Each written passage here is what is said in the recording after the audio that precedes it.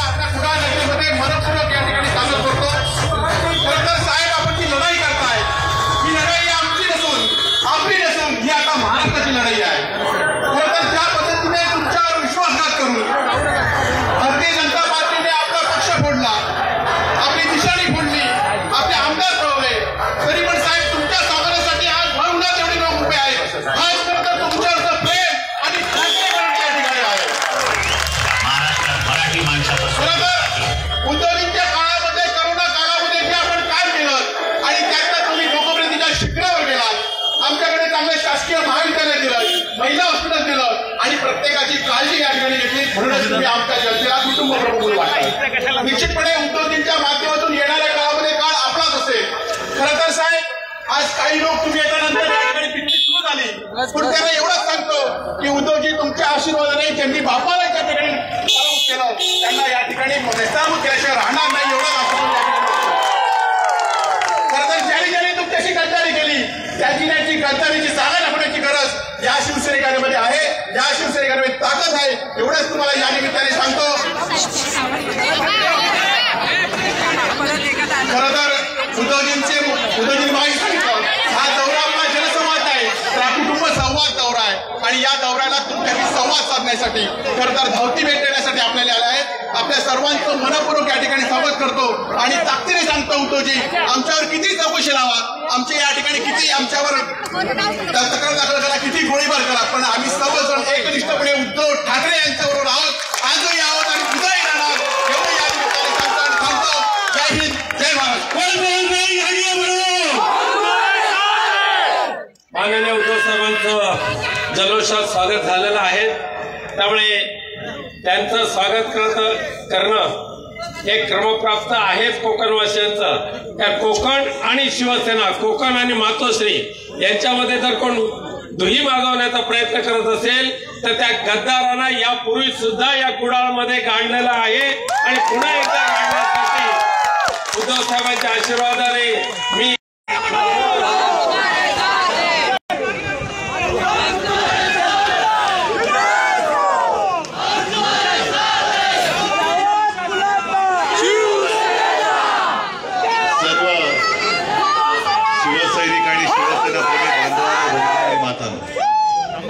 ही आपली काही जाहीर सभा नाही आहे.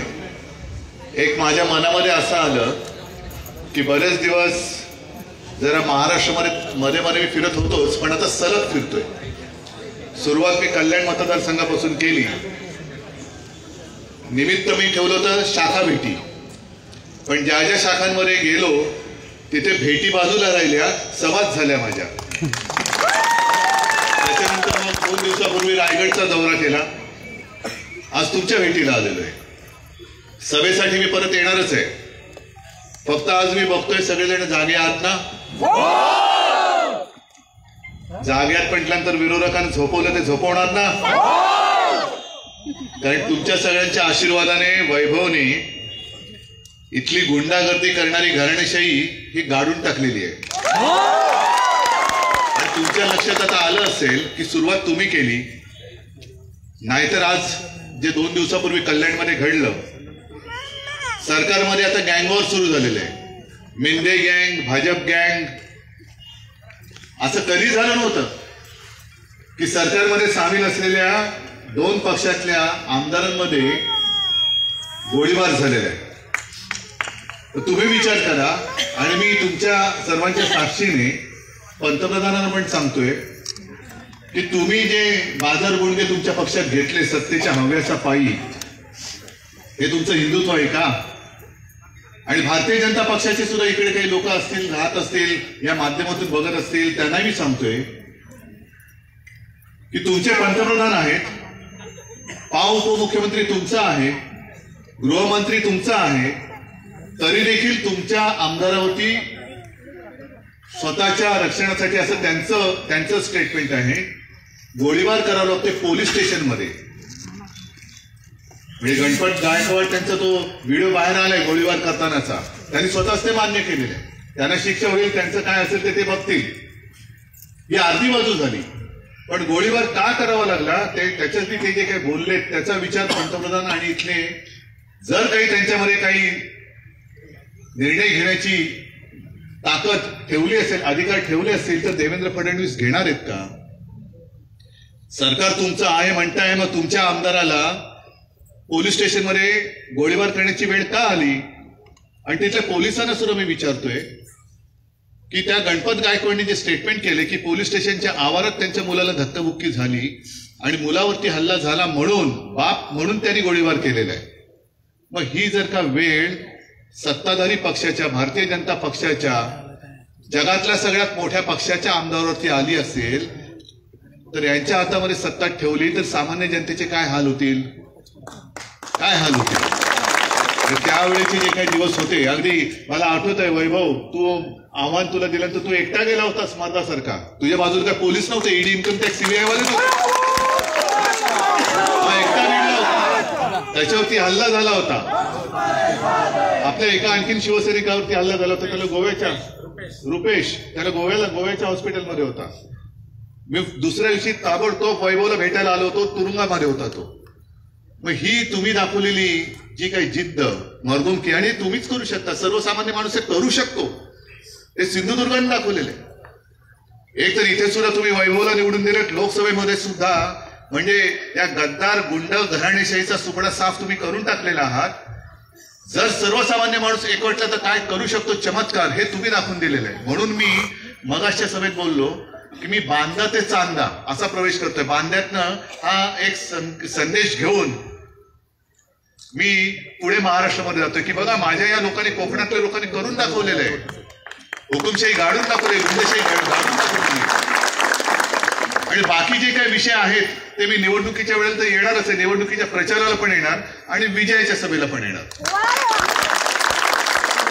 पण ज्या ज्या गोष्टी आपल्या सरकारने केल्या होत्या मी मुख्यमंत्री असताना, कारण निसर्ग वादळ येऊन गेलं, तोक्ते वादळ येऊन गेलं, मी येऊन गेलो होतो इकडे, आणि तेव्हा केंद्राच्या निकषाच्या पलीकडे जाऊन आपत्तीग्रस्तांना आपण मदत केली होती. विचारा ज्यांना ज्यांना मदत मिळाली नाही मिळाली. माझं खुलं आव्हान आहे की मदत मिळाली होती की नव्हती खुलेआम विचारा. जसं एक तो सर्वे चाललेला आहे, तुमच्यापैकी पण काही जणांना फोन आले असतील. कारण एक पैसे अमाप आहेत त्यांच्याकडे.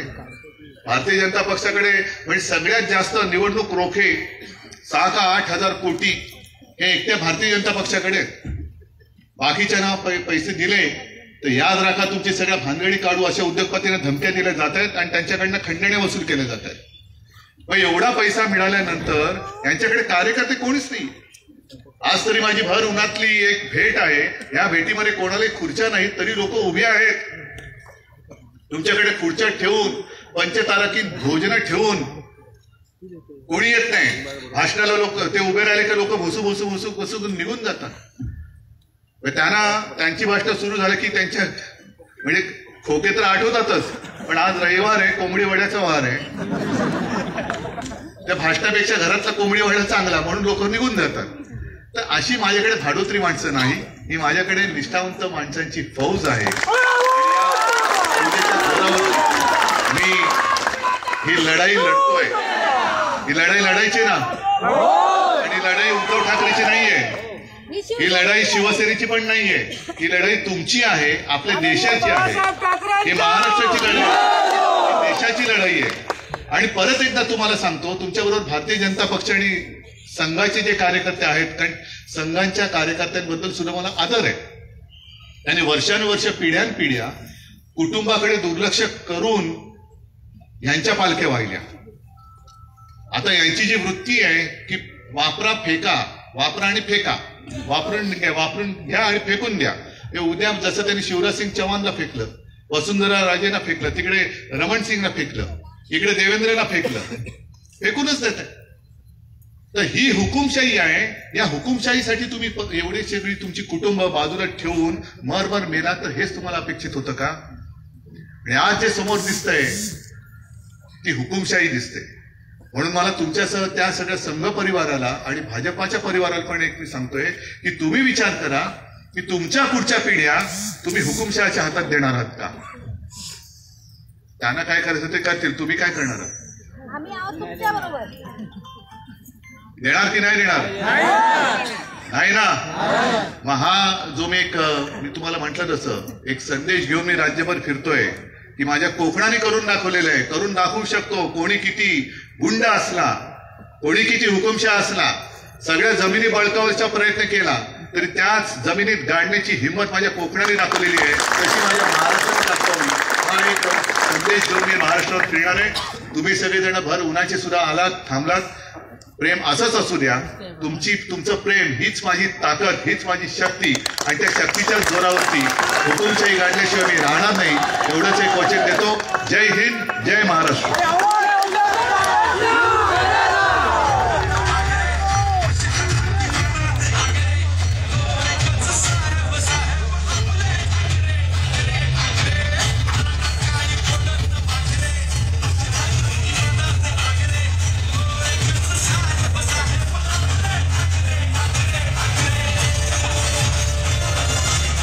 वर्ष झाली हो, त्यामुळे तोच लढा सुरू.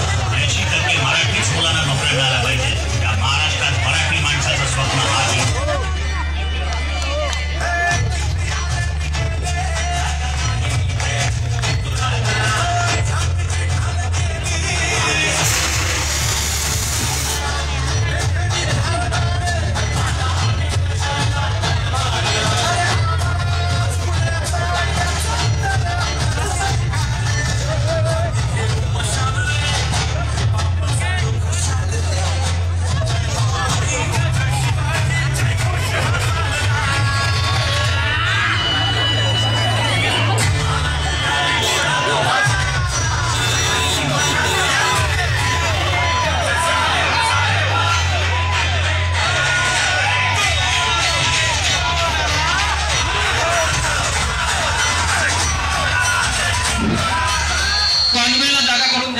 कॉन्वेला जागा करून द्यायची आहे. कृपया सर्वांनी आपण मगापासून जसं सहकार्य केलंय तसंच सहकार्य करायचं आहे.